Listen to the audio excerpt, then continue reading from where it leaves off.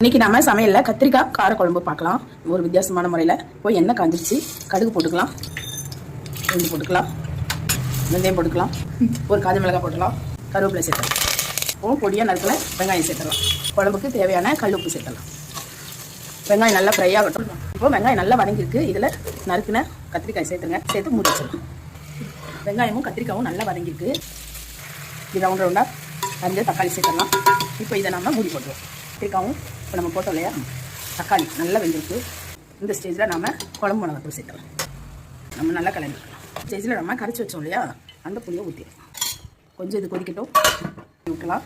குழம்பு மிளகாத்தூள் போட்டுருக்கோம். இது எல்லாமே சேர்ந்து நல்லா சேர்ந்து இப்போ பார்த்தீங்களா, நல்லா கலரி விட்டுலாம். ரொம்பவே சூப்பராக இருக்கும் இந்த குழம்பு. தேவையான அளவு நீங்கள் தண்ணி ஊற்றிக்கலாம். கொஞ்சம் சிம்மில் 15 நிமிஷம் வச்சு நல்லா கொதி வந்தோடனே இறக்கி வச்சிருக்கேன். டேஸ்டியான கத்திரிக்காய்